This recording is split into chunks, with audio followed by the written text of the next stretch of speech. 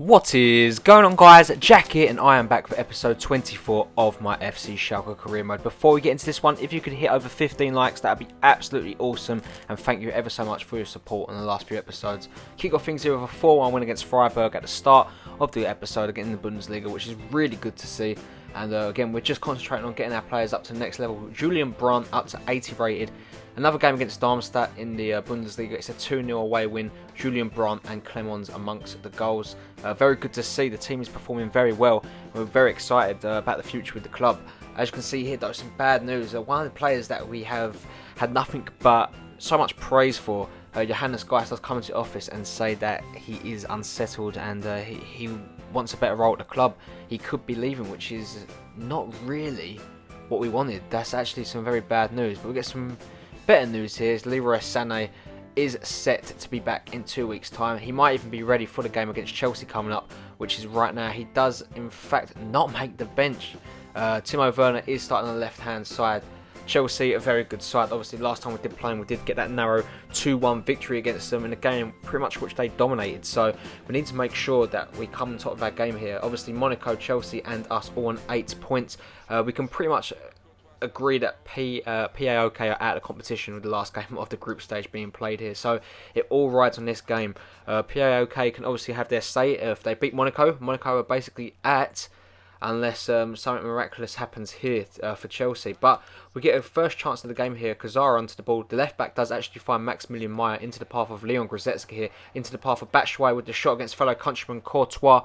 It is saved, but a bright start from FC Schalke. But Diego Costa completely leaves Haldess for dead, and Joel Matip plays it through into Ramirez. What a save that is from Farnham. He does put the rebound back in it, but unfortunately is ruled for offside. Very, very lucky there are FC Schalke. They come forward here yet again, though, into the path of Eden Hazard. Finds Diego Costa, denied by the post there. Chelsea starting the game off very strongly here. Both sides are, but Matip gives the ball away to Ramirez, who's been one of the star players, you would feel here. As the ball falls to Oscar, who lines up a shot from range. Farnham does make the save, and it does go out of play there. But at the start of this game, it seems that Chelsea are the team more in control. As Kenny Tete gets an opportunity here, falls back to Batshuayi with the shot again.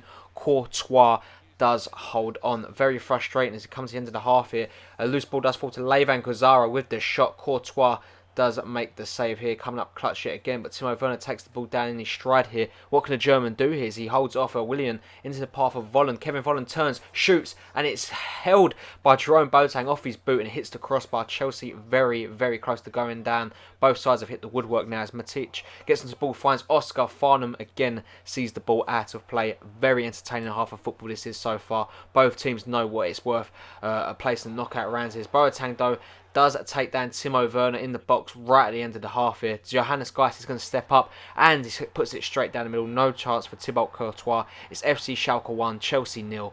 And what a finish that is from the German centre defence midfielder, who is rumoured to be unsettled, but he comes up clutch with a fantastic penalty there.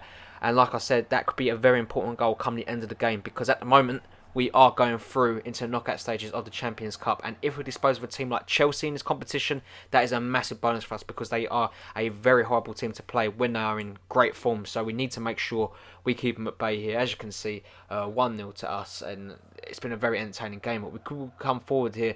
We'll take the hour mark for our first opportunity in the second half. Timo Werner gets played into space, who obviously won the penalty in the first half here. It's still Timo Werner, cross it into Meyer, off the crossbar, falls to Volland for the turn with the header into the back, and it agonisingly goes in as Chelsea watch on here. Not the best of times for them. They are 2-0 down here, and it looks all but set that we are going through unless Chelsea turn on the gas a little bit better here. Courtois, nothing he could really do there. It was just the kindness of the deflection that come off the crossbar back into the path of Kevin Volland, who gets his first goal in Champions Cup, and how we have had got such a great signing with him here. We do bring on Julian Brandt, Marco Asensio and Emre Can now. 20 minutes left to go in this game. That could be all she wrote. As getting to the 81st minute here, Diego Costa gets the ball around Joel Matip, who's been solid today, Joel Matip, but he puts the ball into the box, finds Boateng with a header, free header. Haldess left his man, which is unlike our captain, and Chelsea have a way back into this game. 2-1 here. The goal by the German centre-back, who obviously He's a player that we do admire. We might look to bring him in January, but what a goal that is from Jerome Boateng. Congratulations to him. As we come forward here, Pedro would get the ball off Fabregas, only to be dispossessed by Volland. Into Batshuayi with the shot, saved by Courtois here. And that's Chelsea's last turn to attack here. A draw may not be good enough for us here. It might still see us through. We have to wait and see. It falls to Pedro though. The shot agonisingly wide for Chelsea. The game would come to an end, and it looks like, unless PAOK picked up a victory against us, against Monaco should I say, it looks like we are going through with the French side. As you can see here, a much better second half display from us, and a very entertaining game of football, never to say the less. Unfortunate for Chelsea, it looks like they are out of the competition, but very well played for us. And guys, if you did enjoy that game, it only takes a couple of seconds out of the day to hit that like button. I'd very much appreciate it if you do show your support for the series.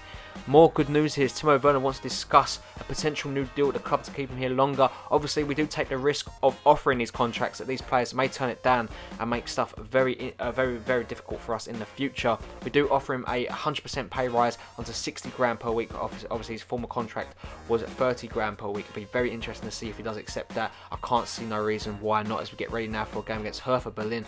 Maya, Batshuayi, Werner, Volland all on the pitch.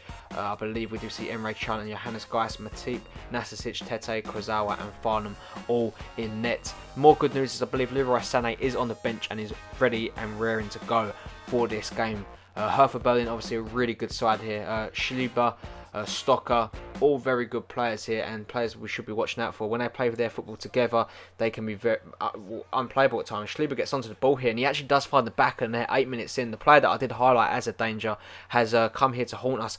8 minutes into the game, Hertha Berlin do find the breakthrough here, and it was a sweet strike there from the striker here. I believe he was formerly of Borussia Dortmund. Correct me if I am wrong. The ball does come into his path though, and look at this. It makes no mistake, just hitting that pretty much first time past by no means of imagination a terrible goalkeeper in Farnham. He is one of the best goalkeepers, if not the best goalkeeper in the league there. Don't know how on earth it found a way into the back of the net, but it leaves us work to do here as Timo Werner goes through on goal here. What can he do? Gets into the box, real great position here. Unfortunately does miss the shot, but Timo Werner looking like a real dangerous player and has done really well in Leroy Sané's absence. As Maya gets onto the ball, does find Johannes Geis, takes a touch, falls the defender into the bottom corner, and what a season Johannes Geis is having. He is on the goal scoring form of his season, of his career, you could argue here, as everyone goes to go celebrate with Johannes Geis here. He gets the ball in a great position, and this is pretty much all solo work. Powers past one player, gets past the other, and just buries it into the bottom corner. Great goal here from the centre defence midfielder. 6 goals in the Bundesliga, and he might end up being our top overall goal scorer for the end of the season. And that's what I like about this one. We're not relying on just one goal scorer this year. The team's really coming together, and it's a great team effort for goals, as Farnham does make another great save here.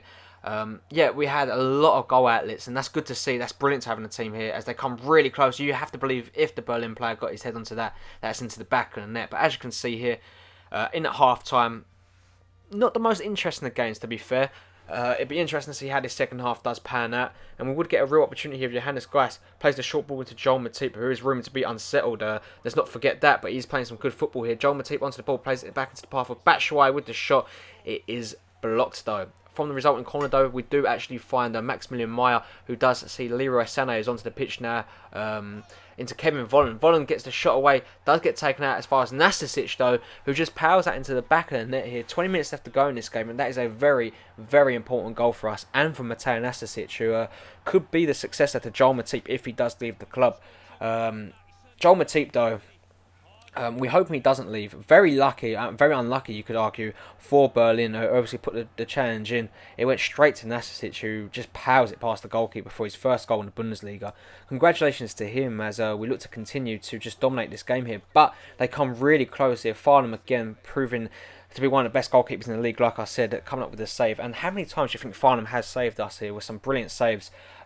He is priceless, to be fair. The amount of points he has saved us, he is a real talent. And again, he comes up like that ball wasn't even hit with any power, or we just collect it like it's nothing. As Stocker comes forward here, great ball in, does find Burnings, and you have to believe that was on target, that was causing problems.